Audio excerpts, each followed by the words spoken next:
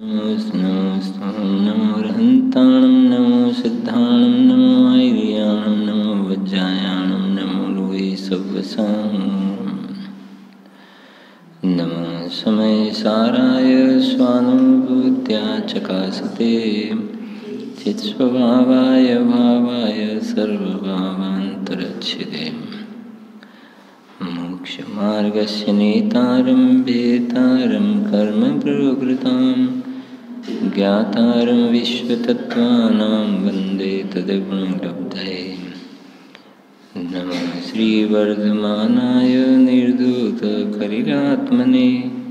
सालोकानां त्रिलोकानां यद्विद्यादर्पणाय ते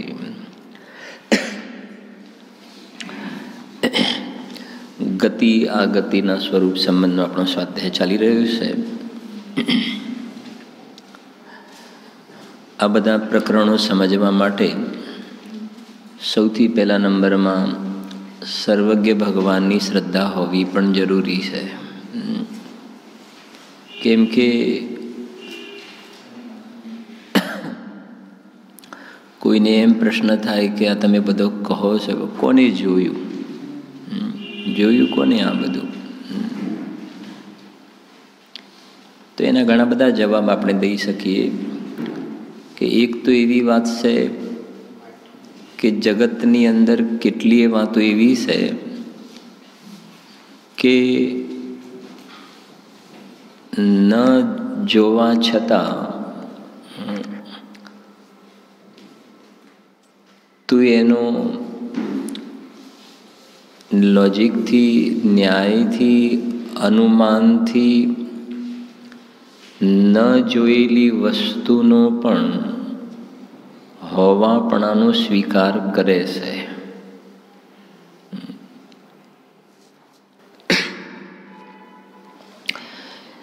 એ વસ્તુઓના હોવાપણા માટે તું એને જાણે તો જ એ હોય અને ન જાણે તો એ ન હોય એવું તો જરૂરી છે નહીં ને. કે મેં નથી જાણ્યું માટે નથી એવું થોડું છે. ખાલી એક સ્થૂળ વાત કરીએ કે અત્યારનું જે બહારના કેટલો એ દેશ પરદેશ બધો વિસ્તાર ઘણો છે ને, એમાંથી તે ઘણું બધું નથી જોયું, તે બધું છે ને.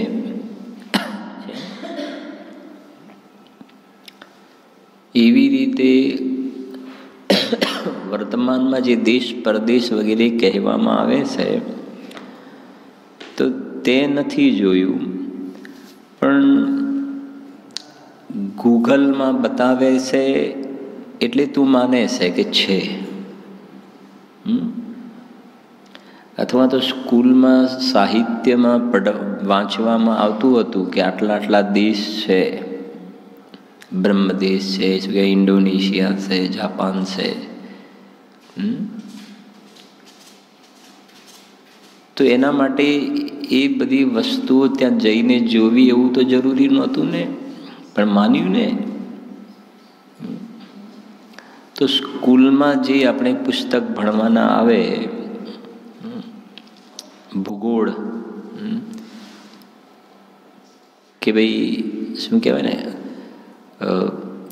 કાશ્મીરી લોકોનો પહેરવેશ કેવો હોય એવું બધું ભણતા હતા ને.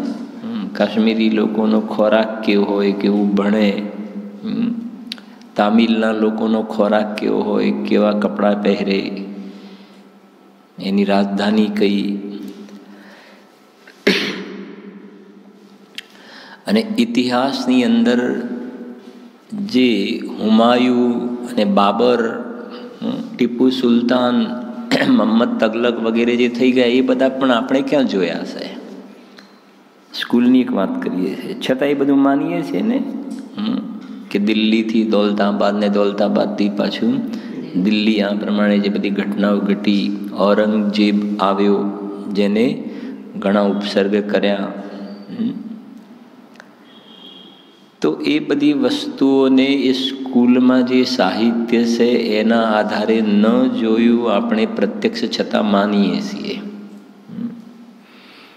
એવી રીતે આ જે જીનવાણી જે કહીએ છીએ, શાસ્ત્ર કહીએ છીએ જેને આપણે,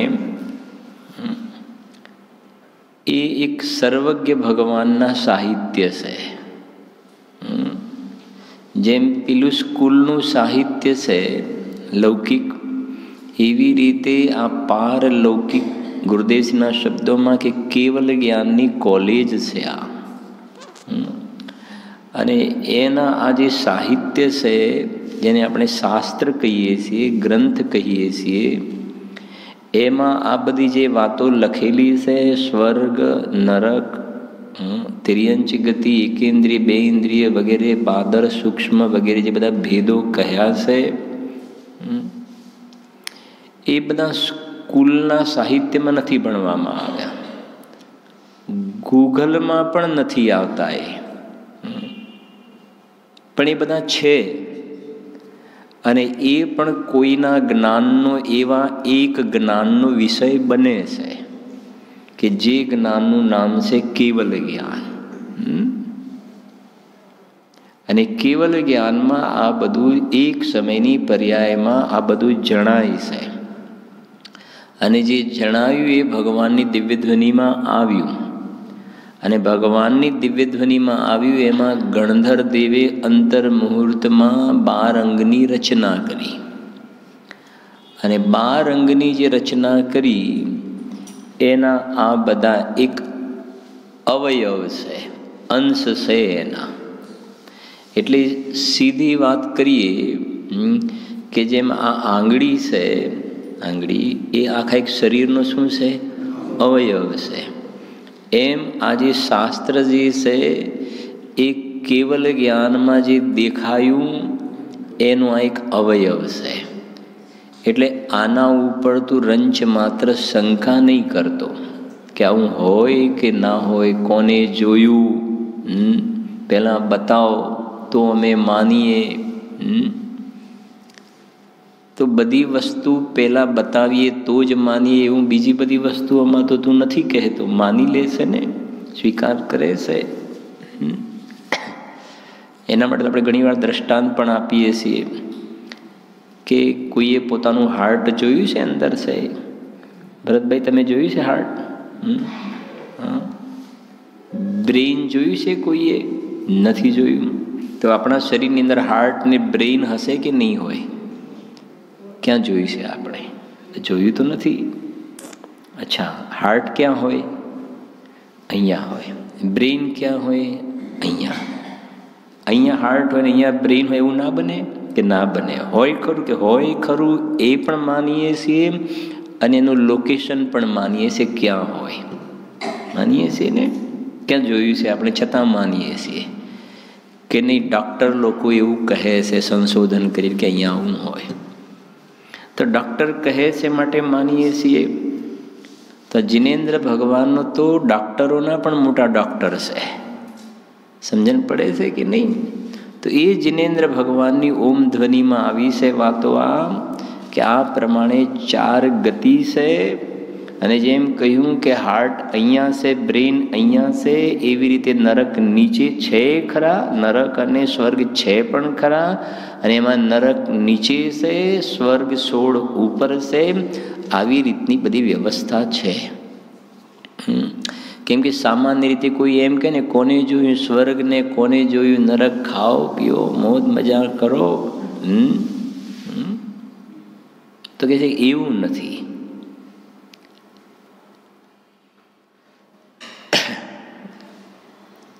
જેમ સસલાની પાછળ વાઘ પડ્યો, સસલાની પાછળ વાઘ પડ્યો. હવે સસલું થોડે દૂર સુધી તો દોડ્યું, પણ વાઘની ઝડપ તો વધારે હોય.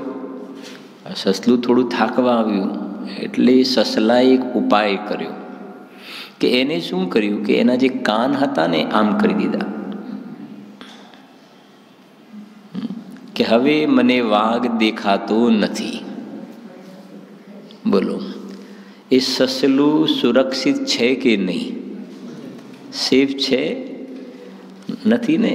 કે તને વાઘ નથી દેખાતો માટે વાઘ નથી એવું થોડું છે. સમજણ પડે છે કે નહીં?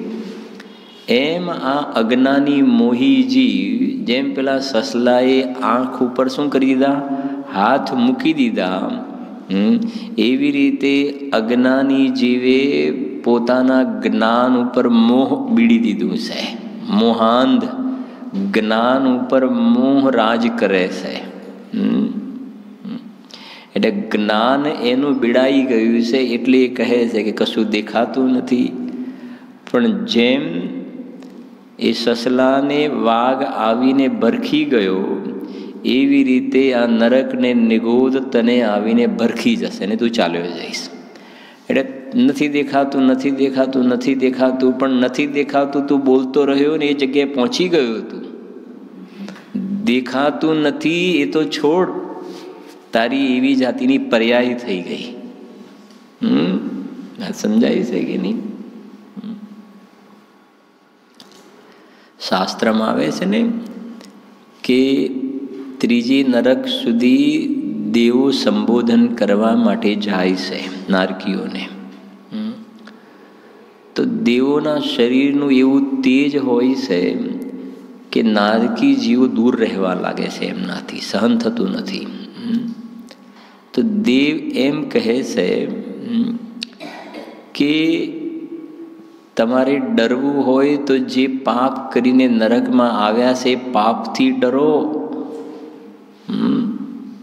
સમજણ પડે? એ પાપ, જે પાપ કરીને આવે છે એ પાપથી ડરો. અને એમની વાણી સાંભળીને કેટલાક જીવો સમ્યક્ત્વ પણ અંગીકાર કરે છે ને? શાસ્ત્રમાં પાઠ છે ને. જાતિ સ્મરણ પછી દેવ સંબોધન કરવા માટે જાય. અધિગમત સમ્યક દર્શનમાં મૂક્યું ને. પછી એમાં એક વાત એમ પણ આવી છે ને કે અહીંયા એમ કહેવામાં આવે છે કે નરકમાં નારકી જીવો જે છે એ ત્યાં નરકના વેદના જે છે, જે વેદના સમ્યક્ત્વ કહ્યું, વેદના સમ્યક્ત્વ, તો એ ત્યાંની વેદના એવી છે કે પૂર્વે જે કરેલા ભાવો છે એના ફલમાં ત્યાં જાય છે અને ત્યાં જઈને સંકિત પ્રગટ કરે છે. તો તું એ નરકના દુઃખોનું વર્ણન સાંભળીને તું પણ સંકિત પ્રાપ્ત કરવા માગે તો સંકિત પ્રગટ કરી શકે છે. કહેવાનો આશય કે આ બધી ગતિઓ છે અને એની અંતર્ગત જે આપણે અત્યારે જે વાત ચાલી રહી છે, મનુષ્ય ગતિની વાત ચાલી રહી છે, જે આપણે જોયું હતું છેલ્લે. જો એમાં આટલે સુધી આપણે જોયું હતું કે કર્મભૂમિના સમ્યક દ્રષ્ટિ મનુષ્ય મરીને છે ને, બરાબર છે ને? સાંભળજો. કર્મભૂમિના સમ્યક દ્રષ્ટિ મનુષ્ય મરીને જશે તો ક્યાં જશે? વૈમાનિકમાં. આવી ગયું ને?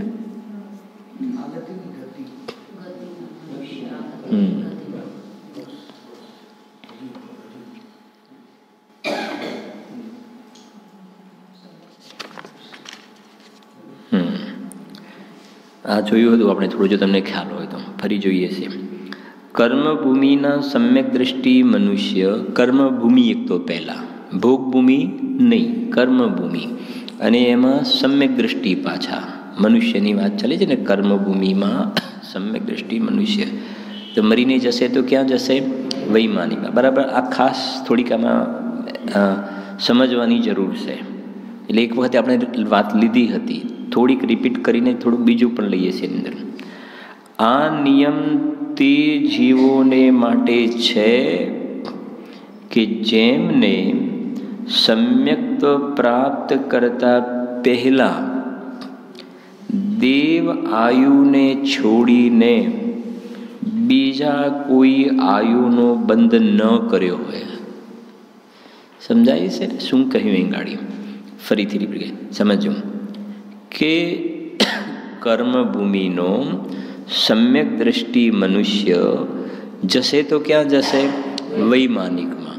પણ હવે વાત આટલી છે એની અંદર કે આયુષ્યનો બંધ જે આપણે ભોગવી રહ્યા છીએ ને, અત્યારે જે આપણે આયુષ્ય ભોગવી રહ્યા છીએ, આપણે મનુષ્ય આયુ, એમાં આના પછી જ્યાં જવાનું હોય એ મનુષ્ય આયુનો જે કોઈ પણ જગ્યાએ જવાનું હોય એ નવા આયુનો બંધ આ ભાવમાં થશે. આ ભાવની અંદર જ્યાં આગળ આના પછી જ્યાં જવાનું છે એનો બંધ આ ભાવમાં થાય, આગળના ભાવમાં નહીં થાય. સમજાય છે કે નહીં? નવા આયુનો બંધ આ ભાવની અંદર થશે. જો આયુનો બંધ થવાનો હોય તો જેને અરહંત થઈને સિદ્ધ થવાનું છે એને આયુનો બંધ નહીં થાય, પણ જેને હજુ ભવ બાકી છે ને એને આ ભવની અંદર આયુનો બંધ થશે. બરાબર છે? હવે શું કહેવું છે અહીંયા? અને આયુનો બંધ એક વખતે થઈ ગયો ને પછી ફિક્સ એ તમારી જગ્યાએ જવું પડે, એની અંદર કોઈ કોમ્પ્રોમાઇઝ ના હોય. એ પછી કે નહીં મારી ભૂલ થઈ ગઈ ને હવે મને નરકની જગ્યાએ સ્વર્ગમાં મોકલો કે તિર્યંચની જગ્યાએ મનુષ્યમાં ટ્રાન્સફર કરો, એ નહીં થઈ શકે. બરાબર છે ને? જેમ કહેવાય ને એક વખતે ઘરમાંથી મળદું સ્મશાનમાં જવા માટે નીકળી ગયું, પછી પાછું ના આવે, લઈ ગયા પાછું ના આવે. એમ એક વખત જે આયુનો બંધ થઈ ગયો તો એ જગ્યાએ જવું પડે છે જીવને. તો સમજજો કે કર્મભૂમિનો સમ્યક દ્રષ્ટિ મનુષ્ય છે. હવે સમ્યક દર્શન થયા પછી, સમ્યક દર્શન થયા પછી આયુનો બંધ થયો, પછી આયુનો બંધ થયો તો એને ફિક્સ છે કે એ વૈમાનિકમાં જશે. ભવનવાસી વ્યંતર જ્યોતિષીમાં નહીં જાય, વૈમાનિકમાં જશે, કન્ફર્મ છે. હવે વાત એ છે કે સમ્યક દર્શન પહેલાં, એટલે કે એ જીવને જ્યારે મિથ્યા દૃષ્ટિ હતો એ વખતે આયુષ્યનો બંધ થઈ ગયો, એ વખતે આયુષ્યનો બંધ થઈ ગયો મિથ્યા. તો કેવું છે કે એ મિથ્યા દૃષ્ટિ હતો ને એ વખતે આયુનો બંધ થઈ ગયો હોય અને એ વખતે પણ એને જો વૈમાનિકનો બંધ થયો હોય, બરાબર છે કે નહીં? લખ્યું ને જો કે જેમને સમ્યક્ત્વ પ્રાપ્ત કરતા પહેલાં દેવ આયુને છોડીને બીજા કોઈ આયુનો બંધ ન કર્યો હોય. એટલે કે સમ્યક્ત્વ પ્રાપ્ત થયા પહેલાં, બરાબર તમે જવાબ આપજો, સમ્યક્ત્વ પ્રાપ્ત થયા પહેલાં દેવાયુનો બંધ થયેલો છે, સમ્યક્ત્વ દેવાયુનો બંધ. અને પછી સમ્યક્ત્વ પ્રાપ્ત થયું તો પછી જશે ક્યાં? દેવગતિમાં. અચ્છા, સમ્યક દર્શન પછી આયુનો બંધ થાય તો શેનો થશે? સમ્યક દર્શન પછી તો એક જ ઓપ્શન છે વૈમાનિકનો. એટલે પ્રશ્નથી સમ્યક દર્શન પહેલાં, કેમ કે આપણે જ્યારે કહેતા હોઈએ આમ કહીએ કે કર્મભૂમિનો સમ્યક દૃષ્ટિ મનુષ્ય મરીને ક્યાં જાય? કે વૈમાનિકમાં. બરાબર, આંખો બંધ કરીને આપણે કીધું વૈમાનિકમાં. પણ આ વસ્તુ આપણને કે વૈમાનિકમાં તો આયુનો બંધ પછી થયો હોય તો વૈમાનિકમાં પ્રશ્ન નથી, પણ આયુનો બંધ જો પહેલાં થયો હોય તો એના માટે એક વસ્તુ જરૂરી છે કે એના પહેલાં આયુનો બંધ થયો તો દેવ આયુનો બંધ હોવો જરૂરી છે, તો વૈમાનિકમાં. તો વૈમાનિકમાં અચ્છા, તો આપણને પ્રશ્ન થાય કે દેવાયુનો બંધ ન થયો હોય, સમ્યક્ત્વ થયા પહેલાં એટલે કે મિથ્યાત્વની ભૂમિકામાં દેવાયુનો બંધ થયો હોય તો વૈમાનિકમાં જ જશે. પણ એ સિવાય બીજા કયા આયુનો બંધ થઈ શકે? તો કહે છે કે એ વખતે તો મિથ્યા દર્શન છે ને, સમ્યક દર્શન થયા પહેલાંની વાત છે ને, તો એ વખતે મિથ્યા દર્શન છે. તો મિથ્યા દૃષ્ટિ જીવને તો મનુષ્ય આયુનો પણ બંધ થાય, ત્રિયંચ આયુનો એ થાય, દેવ આયુનો એ થાય, નરક આયુનો એ થાય. બરાબર છે કે નહીં? અજ્ઞાન દશામાં આયુનો બંધ થઈ ગયો અને સમ્યક તો પછી થયું. તો પહેલાં જેને દેવાયુનો બંધ થયો છે તો વૈમાનિકમાં જશે ફિક્સ. પણ એ દેવાયુને છોડીને બાકીના 3 પ્રકારના આયુનો બંધ કદાચિત થઈ ગયો હોય, સમજો મનુષ્ય આયુનો બંધ થઈ ગયો, અથવા ત્રિયંચ આયુનો થઈ ગયો, અથવા તો નરક આયુનો બંધ થઈ ગયો હોય, તો શું થશે પછી? એક પ્રશ્ન રહે ને, કેમ કે એટલા માટે ચોખવટ કરી જો, આ નિયમ તે જીવોને માટે છે કે જેમને સમ્યક્ત્વ પ્રાપ્ત કરતા પહેલા દેવ આયુને છોડીને બીજા કોઈ આયુનો બંધ ન કર્યો હોય. તો બીજા કયા આયુનો બંધ થઈ શકે? નરક આયુનો, ત્રિયંચ આયુનો અને મનુષ્ય આયુનો બંધ થઈ શકે છે.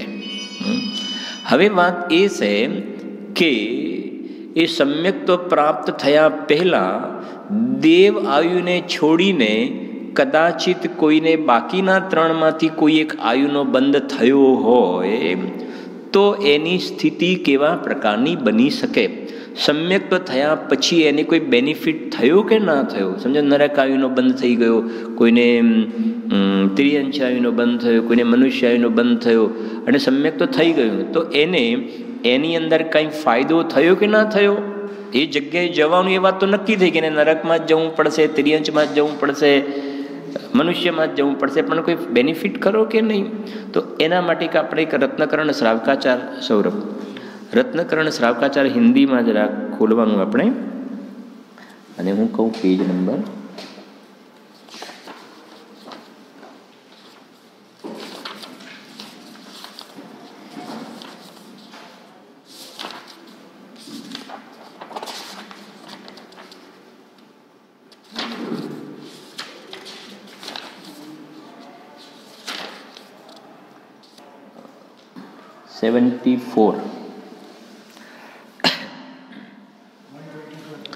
74 पेज से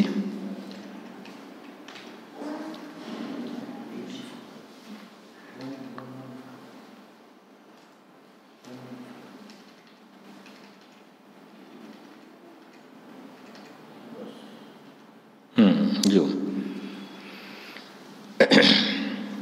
સાંભળજો.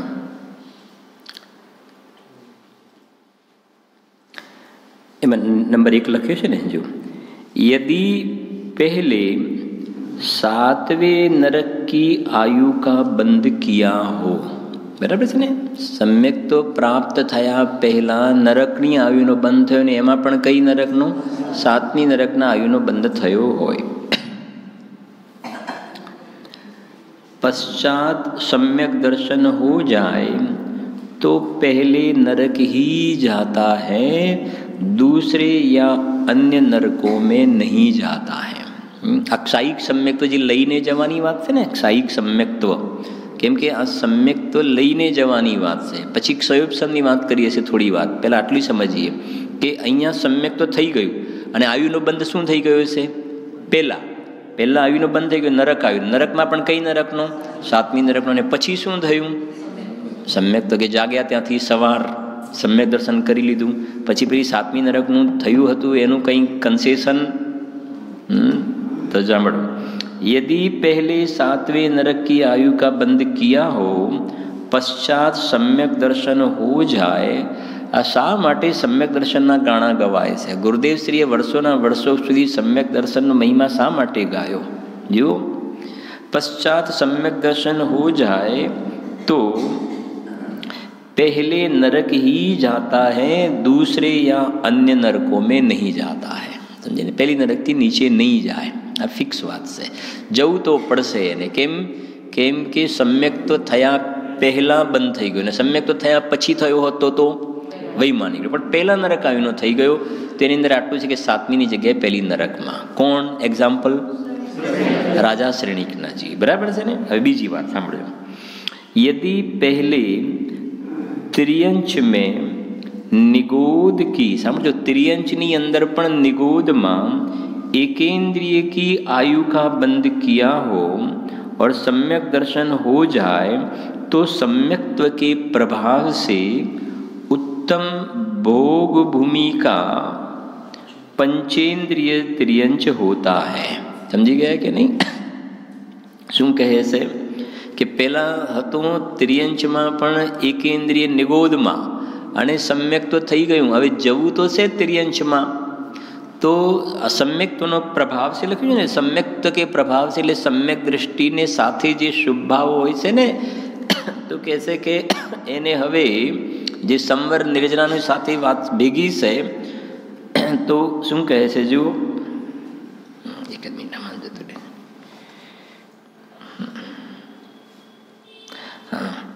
તો એ જશે તો ભોગભૂમિની આગળ પણ પાછું શું લખ્યું છે?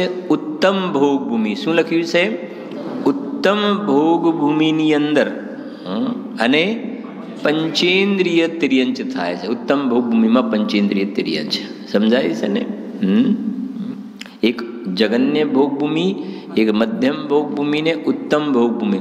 તો ઉત્તમ ભોગભૂમિની અંદર એ ત્રિયંચમાં જશે ત્યાં ગાડી. હવે ત્રીજી વાત એના પછી,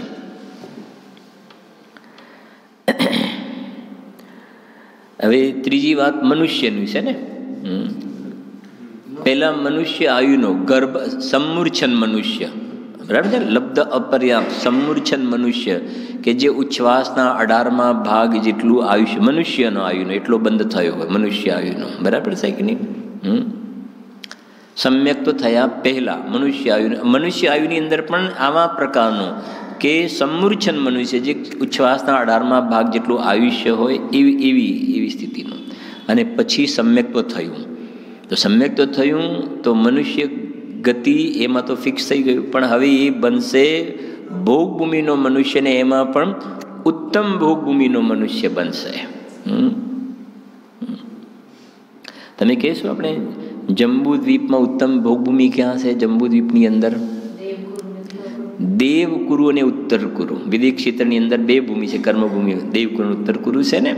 તો મને એટલા માટે કહું છું, આપણે તરત જ એક થોડો ખ્યાલ પણ આવે કે ઉત્તમ ભોગભૂમિ કયું. એટલે આ તો બે બતાવે, જંબુદ્વીપ અઢીદ્વીપની અંદર, બરાબર છે કે નહીં. તો ઉત્તમ ભોગભૂમિમાં મનુષ્યની પર્યાયમાં ઉત્પન્ન થશે. ક્ષાયિક સમ્યક દૃષ્ટિની વાત છે ને, ક્ષાયિક સમ્યક તો પહેલાં તો આટલું સમજી લઈએ આપણે. તો ત્યાં થશે આ જે ઉત્પન્ન. એટલે ત્રણ થઈ ગયા, નારકી, ત્રિયંચ અને મનુષ્ય. એમને આયુના બંધ થયા હોય તો આવા પ્રકારની સ્થિતિ જોવામાં આવે છે. હા, કર્મભૂમિમાં એ કર્મભૂમિ આયુષ્યનો બંધ સમજો. મનુષ્ય આયુનો બંધ પહેલાં થઈ ગયો અને પછી સમ્યક તો થયું, અને સમ્યક તો લઈને ક્ષાયિક છે ને. કેમ કે જો આના નિયમો છે કે અહીંયાથી સમજો, અહીંયાથી સમ્યક્ત્વ જો સાથે લઈને જવાનું, મનુષ્યમાંથી સમ્યક્ત્વ સાથે લઈને જવાનું હશે તો ક્ષાયિક હોવું જરૂરી છે. ક્ષાયિક હોવું જરૂરી છે, બરાબર સમજજો. ક્ષયોપસમ હશે ને તો ખાલી દેવ પર્યાયમાં ક્ષયોપસમ સાથે લઈ જવાય છે. થોડીક જરાક વાત સૂક્ષ્મ છે પણ સમજવા જેવી છે. એક ક્ષયોપસમ સમ્યક અને ક્ષાયિક બે બરાબર સમજો. તો ચાર ગતિમાંથી અહીંયા મનુષ્ય પર્યાયમાં કોઈને ક્ષયોપસમ સમ્યક્ત્વ છે, ક્ષયોપસમ, તો એ અહીંયાથી સાથે લઈ જવાય. દેવ આયુમાં જવાનું હોય તો, દેવ ગતિમાં જવાનું હોય તો, જેમ કે કુંદકુંદાચાર્ય, અમૃતચંદ્રાચાર્ય, ગુરુદેવ શ્રી, તો અહીંયાથી સમ્યક તો લઈને ગયા. કયું હતું? ક્ષયોપસમ. ક્ષયોપસમ તો એ અહીંયાથી સાથે ક્ષાયિક પણ લઈને જશે. ક્ષાયિક તો પ્રશ્ન નથી, સાથે છૂટવાનો પ્રશ્ન નથી, પણ વાત ક્ષયોપસમની છે. અને આ પંચમ કાળની અંદર ક્ષાયિક તો થતું પણ નથી, બરાબર છે કે નહીં. હવે જુઓ, તો ક્ષયોપસમ જે છે, ક્ષાયિક તો બધી જગ્યાએ સાથે લઈ જશે. ક્ષયોપસમ સમ્યક્ત્વ છે, એ ક્ષયોપસમ સમ્યક્ત્વ દેવ પર્યાયમાં અહીંયાથી સાથે જશે. પણ બાકીની ત્રણ જગ્યાએ જો જવાનું હશે ને તો ક્ષયોપસમ સમ્યક્ત્વ છૂટી જશે અને પછી જે આયુનો બંધ થયું હશે ત્યાં ચાલ્યો જશે. ફરીથી ક્ષયોપસમ પહેલાં સમજો, પહેલાં નરકાયુનો બંધ થઈ ગયો, નરકાયુનો, પછી સમ્યક્ત્વ થયું અને ક્ષયોપસમ સમ્યક્ત્વ થયું. હવે પાછું નરકાયુનો બંધ, નરકમાં જવાનું તો ફિક્સ થઈ ગયું, એટલે ક્ષયોપસમ સમ્યક્ત્વ શું થશે? છૂટી જશે. ક્ષાયિક હશે તો જશે. આ થોડી સમજાય છે કે નહીં? એટલે હવે તમારો જે પ્રશ્ન એક હતો કે કર્મભૂમિનો, તો એ કહે છે કે સમ્યક્ત્વ પહેલાં મનુષ્ય આયુનો બંધ થયો છે, મનુષ્ય આયુનો, અને પછી એને મનુષ્ય આયુમાં જવાનું છે, તો કર્મભૂમિનો મનુષ્ય નહીં બને, એ ભોગભૂમિનો મનુષ્ય બનશે. ને એમાં પણ ઉત્તમ ભોગભૂમિનો મનુષ્ય બનશે, કર્મભૂમિનો નહીં બને. નિયમ છે. જુઓ આગળ વાત થોડીક કે ક્ષાયિક સમ્યક દૃષ્ટિ જીવ છે, ક્ષાયિક સમ્યક દૃષ્ટિ જીવ એ વધારેમાં વધારે કેટલા ભવે મોક્ષે જાય?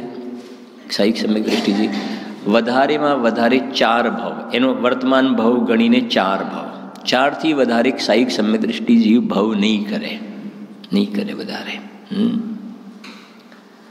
તીર્થંકરનો જીવ હશે તો 3 ભાવથી વધારે નહીં કરે, વર્તમાન ભાવને ગણીને. ફરીથી તીર્થંકરનો જીવ વધારે કેટલા કરશે?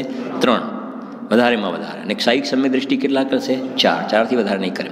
હવે 4 કેવી રીતે થાય છે સમજીશું એટલે ખ્યાલ આવશે કે ક્ષાયિક સમ્યક દર્શન થયું ને તો અહીંયા થયું ને પહેલાં એને આયુનો બંધ થઈ ગયો છે, તિર્યંચ આયુનો.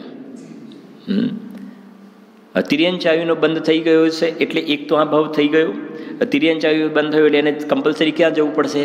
તિર્યંચમાં. અને એમાં પણ ભોગભૂમિમાં જશે, ભોગભૂમિમાં. એટલે એ ભોગભૂમિનો બીજો ભોગભૂમિવાળો દેહ છૂટ્યા પછી ક્યાં જશે? દેવમાં. ભોગભૂમિમાંથી મોક્ષ નહીં થાય એટલે એને કમ્પલસરી દેવ પર્યાયમાં. બરાબર? એટલે ત્રીજો ભાવ થઈ ગયો એ એક અહીંનો, એક ભોગભૂમિનો, પછી ત્રીજો દેવનો, અને ત્યાંથી અહીંયા આવશે અને ચોથા ભાવે મોક્ષે જશે. સમજી ગયા ને? તિર્યંચ માટે. એવી રીતે મનુષ્ય માટે પણ થઈ ગયું. પહેલા આયુનો બંધ થઈ ગયો છે તો ક્ષાયિક સમ્યક પહેલા આયુનો બંધ થઈ ગયો છે તો નારકીને પણ થઈ ગયો કે અહીંનો ભાવ, બીજો નારકીનો ભાવ,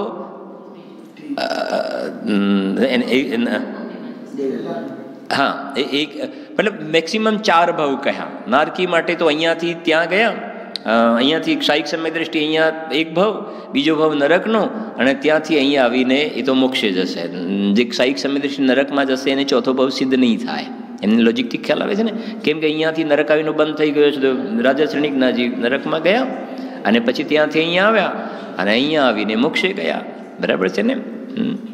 એટલે હા 3 થયા. પણ આપણે વાત શું કરીએ છીએ? ક્ષાયિક સમય વધારેમાં વધારે કેટલા હોય? 4, 4થી વધારે નહીં જોવામાં. અને બીજા એક વધવાનું કારણ શું છે? પેલું ભોગભૂમિમાં જવાનું આવે છે. ભોગભૂમિ અને ભોગભૂમિવાળો સ્વર્ગમાં જાય છે. સમજાય છે કે ને? પહેલાં રાજા સૈનિક માટે શું થયું? એ નરકમાં ગયા અને નરકમાંથી સ્વર્ગમાં નથી હોતું, નરકમાંથી સીધા ડાયરેક્ટ મનુષ્યમાં આવી શકે છે. અને મોક્ષમાં જવા માટે છેલ્લે તમારે કઈ જગ્યાએ આવવું પડશે? મોક્ષમાં, મનુષ્ય ગતિમાં તો આવવું જરૂરી છે. મોક્ષમાં મનુષ્ય ગતિમાં આવવું જરૂરી છે. સમજણ પડે છે ને?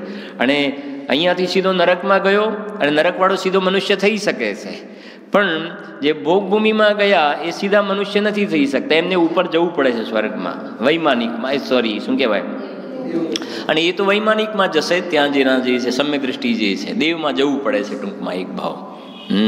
અને ત્યાંથી આવીને પછી એટલે એ ભાવ વધી જાય છે. બરાબર છે આટલું? તીર્થંકરના જીવ માટે 3 ભાવ ફિક્સ છે, વધારેમાં વધારે 3 ભાવ.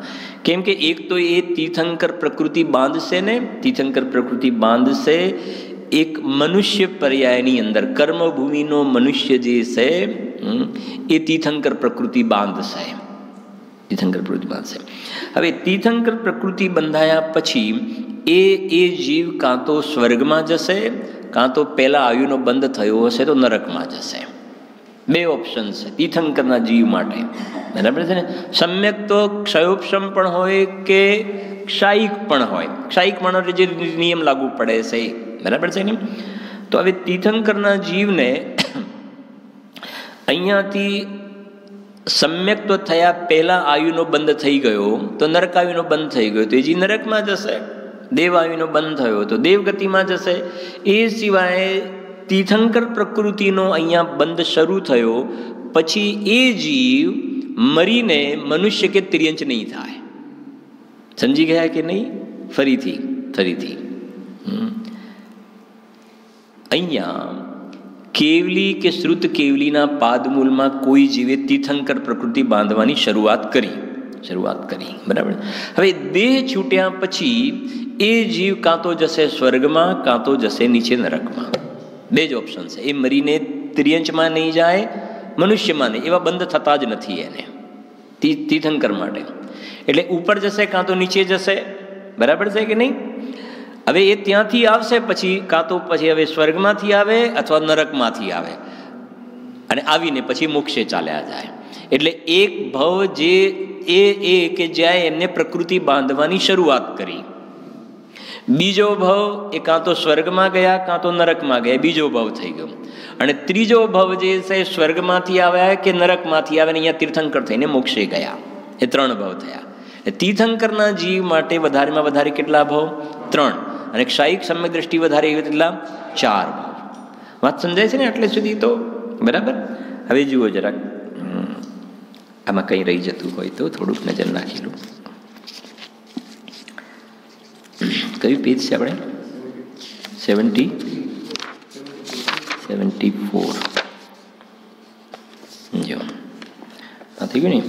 यदि पहले लब्ध पर्याप्त मनुष्य की आयु का बंद किया हो, पश्चात सम्यक दर्शन हो जाए तो सम्यक के प्रभाव से उत्तम भोग भूमि का मनुष्य ही होता है। ठीक से ने यदि पहले देवनु यदि पहले व्यंतर आदि में नीच देव की आयु का बंद किया हो, देव आयु नो बंद थयो होय, सम्यक तो थया पहला अने एमा भवनवासी व्यंतर हल्का देवनो बंद थयो हो एवी जग्यानो, पश्चात सम्यक दर्शन हो जाए तो कल्पवासी महान रुद्धि वाला देव ही होता है। ये सम्यक दर्शननी સાથેનો જે શુભ ભાવ છે ને, તો એ કહે છે કે એ જે પેલું પુણ્ય જે છે એ પ્રમાણે બધું કન્વર્ટ થઈ જાય છે, પ્રકૃતિઓ બધી બરાબર છે ને, કશાયની તીવ્રતા મનતા સાથે રિલેટેડ છે એના બધા હોતા है। अन्य भवंतरिक देवों में चारों प्रकार के देवों की स्त्रियों में, समझी गया ने, हाँ माने भवनवासी व्यंतर ज्योतिषी में नहीं जाए। एक बात 3 देव लख्या अने देवीओं में 4 लखी, एटले भवनवासी व्यंतर ज्योतिषी तो बराबर एनी जत नहीं, पण जे वैमानिकनी जे देवी छे एनी अंदर पण नहीं जन्मे। केम के अहींया सम्यक दर्शन कर्युं ने तो स्त्रीलिंगनो शुं करी काढ्यो छे? छेद कर्यो छे। एटले देवों की स्त्रियों में, मनुष्याणी स्त्री में तथा मादा त्रियंचणी में उत्पन्न नहीं होता है। समझी गया ने? એટલે દેવગતિની વાત કરી દીધી। દેવમાં 4 પ્રકારની સ્ત્રીઓમાં નહીં, મનુષ્યમાં નહીં, સ્ત્રી પર્યાયમાં, ત્રિયંચમાં સ્ત્રી પર્યાયમાં નહીં। નરકને કેમ છોડી દીધું? કે નરકની અંદર તો સ્ત્રીલિંગ ને પુરુષલિંગ હોતા જ નથી, નરકની અંદર તો નપુંસક વેદ જ હોય છે। સમજણ પડે છે કે નહીં? હું એના માટે ક્યારેક કહું છું ને કે પહેલાંના જમાનામાં પાછળ આપણા નામની પાછળ ભાઈ કે બહેન કે કુમાર કે કુમારી લખતા હતા રજિસ્ટરની અંદર, કે જ્યાં પણ લખતા હોય ને। હા, હવે ભાઈ કે બહેન કે કુમાર કે બધું નીકળી ગયું। સમજણ પડે છે કે નહીં? હા હા, કે પાછળ કુમાર લખે કે ભાઈ લખે તો ખબર પડે કે આ પુરુષ વેદ છે, બહેન લખે તો ખબર પડે સ્ત્રી વેદ છે, પણ તમે કશું લખતા જ નથી તો અમારે કયો વેદ સમજવો પછી? હા, સમજણ પડે છે કે નહીં? નપુંસક વેદ હોય તો કહે છે કે એને ભાઈ પણ ન લખાય ને બહેન પણ ન લખાય। ક્યારેક આપણે અલ્ટ્રા મોડર્ન થવામાં ક્યાંક મોટી ગફલતમાં તો નથી રહી જતા ને, એ પણ થોડું વિચારવાનું રહે છે। સમજણ પડે છે ને? ઘણાને પોતાના સંતાનોના નામ થોડાક જે ફોરેન કલ્ચર કહેવાય ને એમાંથી કંઈક શોધી લાવીને ઇંગ્લિશમાં એવા કંઈક નામ વગેરે રાખે, તો કહેવું તો અહીંયા તો એવું બોલવાની જરૂર પણ નથી, પણ ઇંગ્લિશમાં એવું નામ રાખેલું કે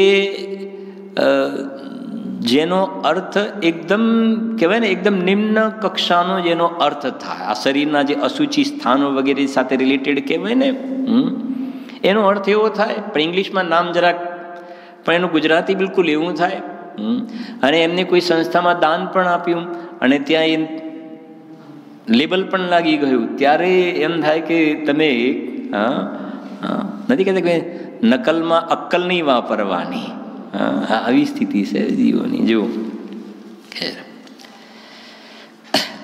चारों प्रकार, हाँ, सम्यक्त्व का ऐसा प्रभाव है कि नीच कुल में, दरिद्रियों में तो अल्प आयु का धारक भी नहीं होता है। આવી છે। અને અલ્પકાલમાં સમ્યક્ત્વનો પ્રભાવ તો એવો છે કે આયુક્રમનો પણ ક્ષય થઈ જાય છે। સમજી ગયા ને? એટલે નિર્વાણ પદની પ્રાપ્તિ થઈ જાય છે।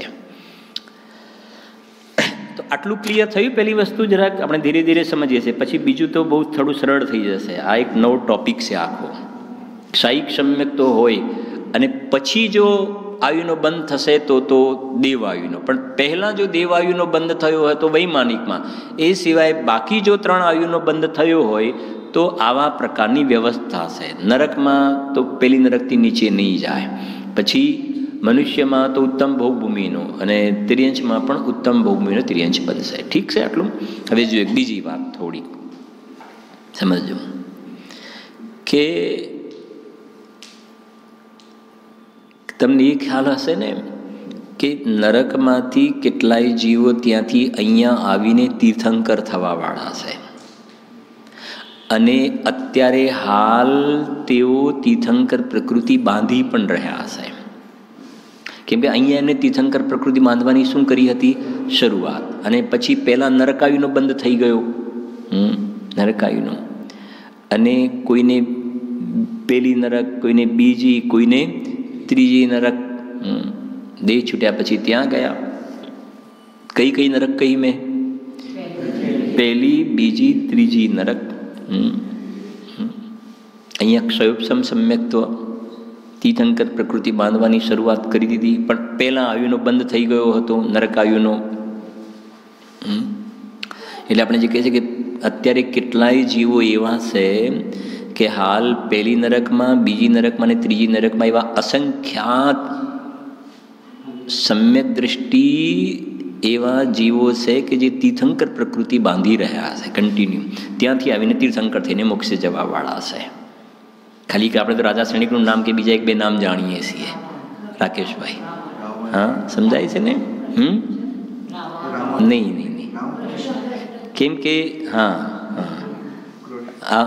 આવતી 24માં 16માં તીર્થંકર થશે ને.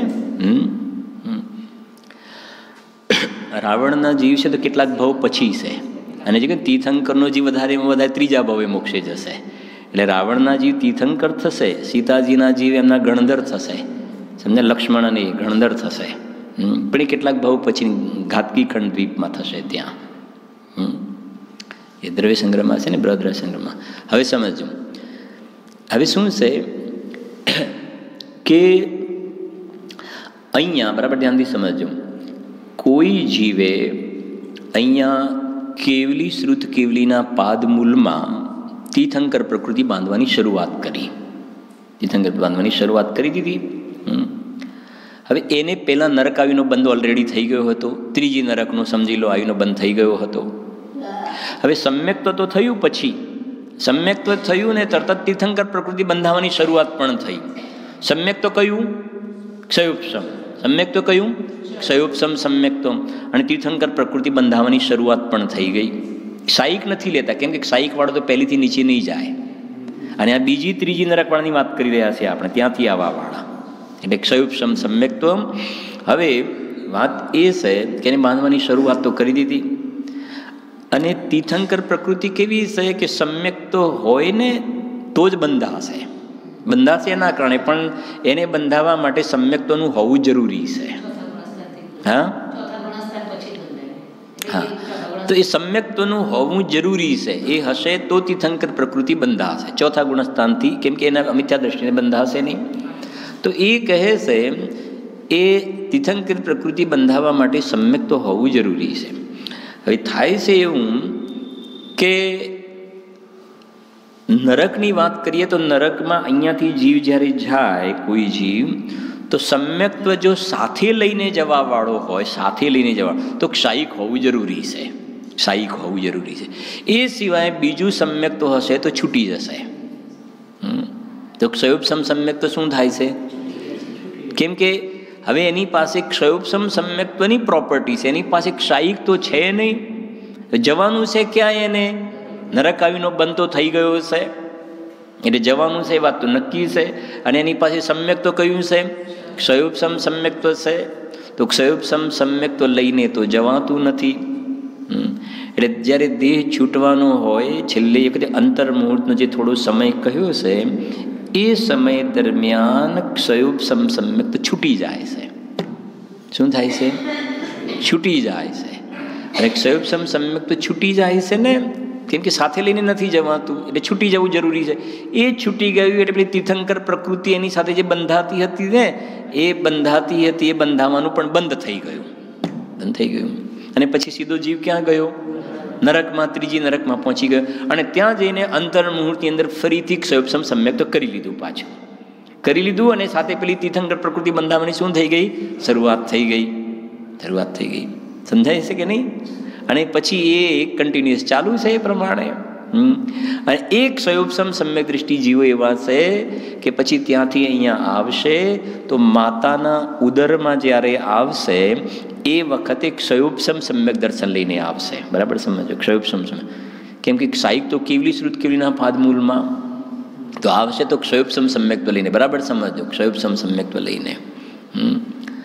ક્ષયોપસમ સમ્યક્ત્વ લઈને તો આવે, માતાની કુખમાં છે. હવે એને ક્ષયોપસમમાંથી ક્ષાયિક તો કરવું પડશે કે નહીં કરવું પડે? સમજ? જવાબ તમે આપજો. ક્ષયોપસમ તો લઈને આવ્યા, હવે ક્ષાયિક કરવાનું છે તો ક્ષાયિક કોના પાદમૂલમાં થાય? કેવલી શ્રુત કેવલીના પાદમૂલમાં. તો આ તીર્થંકરના જીવ માટે એ નિયમ નથી લાગુ પડતો, ઓપ્શન છે એમના માટે, ગ્રીન સિગ્નલ. સમજાય છે કે નહીં?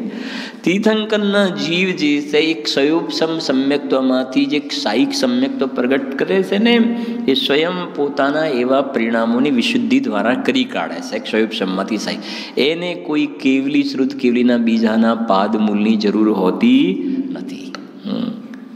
આ સાથે આપણે એટલા માટે સ્પષ્ટ કરીએ છીએ, કદાચ ક્યારેક કોઈ એવું સમજે કે તીર્થંકરનો જીવ આવે માતાના ઉદરમાં એટલે ક્ષાયિક જ હોય, એવું સમજવાની જરૂર નથી. ક્ષયોપસમ લઈને આવે અને સ્વયં પોતે જ કેવલી શ્રુત કેવલીના પાદમૂલ વગર ક્ષાયિક પ્રગટ કરી શકે છે, કરે છે. એ રીતે જોવામાં આવે છે. સમજાય છે આટલે સુધી? હા, શું? હા, એ સ્વયં જાતે દીક્ષા અંગીકાર, અને દીક્ષા અંગીકાર કરશે એ વખતે ઓમ નમઃ સિદ્ધેભ્ય એમ નહીં બોલે, ખાલી નમઃ સિદ્ધેભ્ય એટલું બોલશે તીર્થંકરનો જીવ. ઓમમાં પંચ પરમિષ્ટિ આવશે. જ્યારે તીર્થંકરનો જીવ ખાલી બોલશે ને પંચમુષ્ટિ કેટલું નમઃ સિદ્ધેભ્ય, સિદ્ધ ભગવાનને નમસ્કાર કરે છે. એવી રીતે એમનું એક અલગ છે, એમનું વીવીઆઈપી જીવ છે ને. હા, એમના માટેના બધા નિયમો અલગ છે. એમના માટે રમવા માટે રમકડા ઉપરથી આવે, દેવો આવે, બધું એમના માટે બધા ટેડી બિયર ને એવું બધું ના હોય. એમને દેવો આવે અને દેવો નાના બાળકના રૂપ ધારણ કરીને રમે.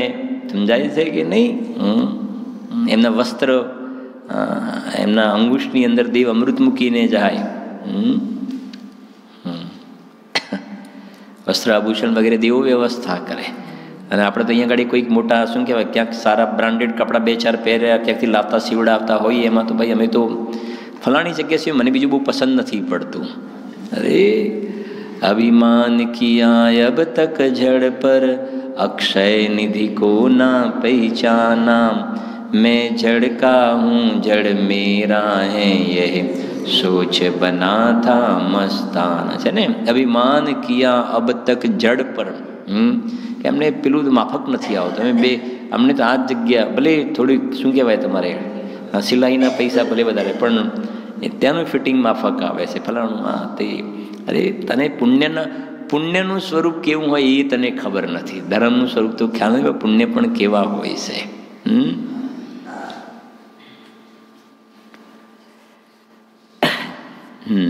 એક વાત ખ્યાલમાં આવી હતી. આજે વાત કરીએ તીર્થંકરના જીવની, તો એક તો એમની જે વાત કરીને ક્ષાયિક સમ્યક્ત્વની, કે એ સ્વયં પોતે પોતાના પુરુષાર્થથી એવી રીતે કરી લે છે. અને હમણાં યાદ આવશે તો ઉપસમ સમ્યક્ત્વ, ક્ષયોપસમ સમ્યક્ત્વની વાત ને, ક્ષયોપસમ સમ્યક્ત્વ એ અને ક્ષાયિક સમ્યક્ત્વ.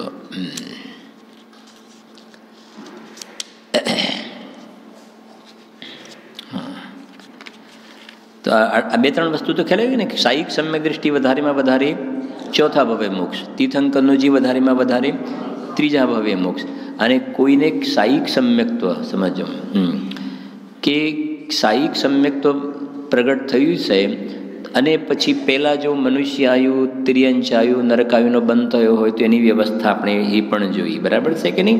અને પછી જો આયુનો બંધ થાય તો વૈમાનિકનો જ થશે. એ પ્રકારના જે કેટલાક ક્ષયોપસમ સમ્યક્ત્વ અને એના ક્ષાયિક સમ્યક્ત્વ સંબંધના નિયમો છે. આ બરાબર જો જોઈ લઈએ આપણે એને.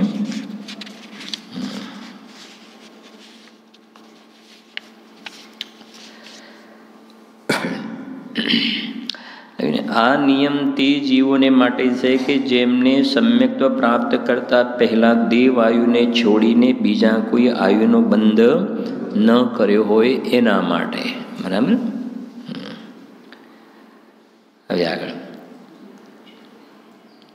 જો દ્રવ્ય સંયમ રહિત હોય તો છે સમ્યક દૃષ્ટિજી છે સમય. હવે દ્રવ્ય સંયમ રહિત હોય તો, હવે દ્રવ્ય સંયમ એટલે શું? દ્રવ્ય સંયમ એટલે જે 28 મૂળ ગુણનું જે પાલન વગેરે જે છે ને, પંચમાર્થ 28 મૂળ, એ દ્રવ્ય સંયમ કહેવાય. સંયમની વાત આવી ને, સંયમ આટલું તમારે યાદ રાખવાનું. દેશ સંયમ કહેતા શું ખ્યાલ આવે? દેશ સંયમ કહેતા 5મું ગુણસ્થાન, 5 ગુણ. અને સંયમ શબ્દ આવ્યો એટલે એટલીસ્ટ આપણને આ 6ઠા 7મા ગુણસ્થાનને રિલેટેડ વાત ખ્યાલ આવવી જોઈએ. બરાબર છે કે નહીં? રિલેટેડ 6ઠું 7મું ગુણસ્થાન છે કે નહીં એની વાત આપણે ગૌણ કરીએ. પણ અહીંયા લખ્યું ને, જો દ્રવ્ય સંયમ રહિત હોય. બરાબર છે કે નહીં? એનો અર્થ એ છે કે એમને કોઈ પંચમહાર્થ 28 મૂળ ગુણનું પાલન નથી ને સમ્યક દર્શન છે, કર્મભૂમિનો સમ્યક દૃષ્ટિ મનુષ્ય. જો દ્રવ્ય સંયમ રહિત હોય તો પહેલા સ્વર્ગથી 16મા સ્વર્ગ સુધી જાય છે, તેનાથી આગળ નહીં જાય. પહેલાથી ક્યાં સુધી? 16મા સ્વર્ગ સુધી. ભવનવાસી વ્યંતર જ્યોતિષીમાં નહીં જાય, હલકા દેવમાં નહીં જાય. બરાબર છે કે નહીં? કેમ કે સમ્યક દ્રષ્ટિ છે એટલે એમાં નહીં જાય. હવે વાત રહી વૈમાનિક, તો પહેલાથી 16મા સ્વર્ગ સુધીની એની રેન્જ થઈ ગઈ. પહેલાથી 16મા, એનાથી ઉપર નહીં જાય. ભલે સમ્યક દર્શન, ઉપર નહીં જાય. કેમ કે લખ્યું ને, દ્રવ્ય સંયમની વાત કરીને, દ્રવ્ય સંયમ નથી. પંચમહાર્થ 28 મૂળ ગુણના એવા પરિણામ એમને છે. એવી શુભ ભાવ કશાયની મંદતા એવી નથી, એવી કશાયની મંદતા નથી. સમજાય છે કે નહીં? જે કહે ને, આપણે જોયું ને, વિષય કશાયના પરિણામ આપણે જોયું, પ્રવચનસારની વાત કરો તો વિષય કશાય મિથ્યાત્વ ગયું છે, પણ હજુ વિષય કશાયના પરિણામ છે. અને એક ચોથો ગુણસ્થાન વાળો જીવ એવો છે જે નીચે લખ્યું છે, જુઓ, જો દ્રવ્ય સંયમ સહિત હોય તો પહેલા સ્વર્ગથી 9મી ગ્રૈવ્યક સુધી જાય છે, તેનાથી આગળ નહીં. હવે ગુણસ્થાન કયું છે? ચોથું, સમ્યક દૃષ્ટિ કર્મભૂમિનો સમ્યક દૃષ્ટિ મનુષ્ય. પણ એ ચોથા ગુણસ્થાન વાળાએ ઘર બાર છોડી અને નગ્ન દિગંબર મુનિ દીક્ષા અંગીકાર કરી લીધી છે. પંચમહાર્થ 28 ગુણનું પાલન એટલે દ્રવ્ય સંયમ સહિત, દ્રવ્ય સંયમ સહિત છે. સમ્યક દૃષ્ટિ છે, એક ચોકડી કશાયનો અભાવ, અને બહારમાં જોવામાં આવે તો દ્રવ્યલિંગ ધારણ કર્યું છે. દ્રવ્ય સંયમ લખીએ ને, દ્રવ્યલિંગ ધારણ કર્યું છે. તો એ જીવને જે પેલું જે વાળો કેસ જોયો હતો ને, એની અંદર તો મિથ્યા દર્શન કીધું, પણ વિષય કશાયના પરિણામ હતા. વિષય કશાય. હવે આની સ્થિતિ શું છે કે ઘર બાર કુટુંબ પરિવાર બધું છોડ્યું છે, એટલે એવા એને વિષય કશાયના પરિણામ નથી. વિષય પણ એમને એક ચોકડી કસાયનો અભાવ છે, 3 ચોકડી કસાયનો અભાવ નથી, 1 ચોકડી કસાયનો અભાવ છે. બરાબર છે ને? અને કસાયની એવી મનતા છે એટલે એ પહેલા સ્વર્ગથી શરૂ કરીને 16 સ્વર્ગ પ્લસ ઉપર એમને એક બીજું 9 દ્વાર ખુલ્યું છે. ઉપરની રેન્જ કેટલી ગ્રૈવ્યક સુધી? 9 ગ્રૈવ્યક સુધી. બરાબર સમજો, 9 ગ્રૈવ્યક. એનાથી ઉપર નહીં, તો એનાથી ઉપર બાકી શું રહ્યું? પછી 9 ગ્રૈવ્યકની ઉપર શું રહ્યું? 9 અનુદિશ અને 5 અનુત્તર વિમાન. આ ખાસ સમજવું તમારે. 3 સ્ટેજ થઈ ગયા ઉપરના. જરા 16 સ્વર્ગ, એની ઉપર શું આવી ગયું? 9 ગ્રૈવ્યક. એની ઉપર શું આવી ગયું? 9 અનુદિશ. અને એની ઉપર શું આવી ગયું? 5 અનુત્તર વિમાન. બરાબર? આમ 4 ગણી લો, પણ પેલા 9 અનુદિશ ને 5 અનુત્તરને ભેગું કરી દઈએ આપણે એકદમ. બરાબર? હવે સમજો કે સમ્યક દૃષ્ટિ છે, આખું ક્લિયર કરી દે છે. સમ્યક દૃષ્ટિ છે અને દ્રવ્ય સંયમ નથી એને, તો પહેલા સ્વર્ગથી 16મા એના ઉપર નહીં જાય. સમ્યક દૃષ્ટિ કહેતા ચોથું ગુણસ્થાન સમજવું અત્યારે આપણે. બરાબર છે? પછી લઈએ છીએ 5માનું, ચોથું લેવું અત્યારે આપણે. પછી બીજી વાત, સેકન્ડ નંબર, બીજો એક એવો જીવ છે કે સમ્યક દૃષ્ટિ જ છે ચોથા વાળો, પણ એને મહાવ્રત આદિ અંગીકાર કરે છે, વનખંડ આદિ વિશે રહે છે. બરાબર? હવે એને મંદ કશાયના પરિણામ છે, તો એને 16 સ્વર્ગથી ઉપર કશાય મંદ છે, તો ઉપર એને એક રેન્જ ખુલેલી છે, 9 ગ્રૈવ્યક સુધી જાય છે. 9 ગ્રૈવ્યક સુધી એટલું એને ખુલ્યું, સમજો, એટલું એને ખુલ્યું છે ત્યાં આગળ કશાયની મંદતા. પણ એની ઉપર નથી જતો હજુ. એની ઉપર જે જવું જોઈએ એ રસ્તો નથી ખુલ્યો. એ રસ્તો કેમ નથી ખુલ્યો કે આને સમ્યક દ્રષ્ટિ એક ચોકડી કસાયનો અભાવ છે. એક ચોકડી 28 મૂળ ગુણ વગેરેના પરિણામ છે, પણ અંદરમાં એક ચોકડી, એક ચોકડીની જગ્યાએ 3 ચોકડી કસાયનો અભાવ હોય. 3 ચોકડી કસાયનો, જેને ભાવલિંગ કહેવાય. તો ભાવલિંગની સાથે દ્રવ્યલિંગ હોય, ભાવલિંગની સાથે દ્રવ્યલિંગ, તો એ ભાવલિંગની સાથે દ્રવ્યલિંગ હોય તો પછી નવગ્રૈવ્યકની ઉપરનો રસ્તો પણ શું થાય છે? ખુલી જાય છે, કે જ્યાં 9 અનુદિશ અને 5 અનુત્તર જે કહેવાય. એનો અર્થ એ થયો નવગ્રૈવ્યકની ઉપર જવાવાળા નિયમથી ભાવલિંગી સંતો હોય છે. નવગ્રૈવ્યકની ઉપર જવાવાળા ભાવલિંગી સંત ઉપર જવાવાળા, અને 16 સ્વર્ગથી ઉપર જવાવાળા. આ 16 સ્વર્ગ, એની પર નવગ્રૈવ્યક આવી ગયો, બરાબર. 16 સ્વર્ગથી ઉપર જવાવાળા નિયમથી દ્રવ્ય સંયમ વાળા તો હોય જ. દ્રવ્ય સંયમ હોવું જરૂરી છે. સંયમ નહીં હોય, સમ્ય દ્રષ્ટિ મિથ્યા દ્રષ્ટિ મૂકી દો બાજુમાં, પહેલા અત્યારે સમ્ય દ્રષ્ટિ મિથ્યા, દ્રવ્ય સંયમ એટલીસ્ટ હોવો જરૂરી છે. ભાવ સંયમની વાત પછી કરીએ, પહેલા દ્રવ્ય સંયમ મિનિમમ આટલું હોવું જરૂરી છે, તો 16 સ્વરના ઉપર તમને જવાનો પાસ મળશે. બરાબર છે કે નહીં? હવે સમજો, એ 16 સ્વર્ગથી ઉપર તો દ્રવ્ય સંયમ છે તો પાસ મળી ગયો. હવે નવગ્રૈવ્યક સુધી તો એનો પાસ ચાલશે, પણ નવગ્રૈવ્યકથી ઉપર જવું હશે તો ખાલી દ્રવ્ય સંયમનો પાસ નહીં ચાલે. દ્રવ્ય લિંગની સાથે શું હોવું જોઈએ? ભાવલિંગનો પાસ હોવું પણ જરૂરી છે. તો ઉપર ત્યાં 16 સ્વર્ગની ઉપર નવગ્રૈવ્યક, એની ઉપર 9 અનુદિશ અને 5 અનુત્તરમાં જઈ શકશે. એવી રીતે વ્યવસ્થા છે. વાંચીને પૂર્ણ કરીએ છીએ, પછી જોઈશું આપણે નેક્સ્ટ સેશનની અંદર. જો એ લખીએ ને,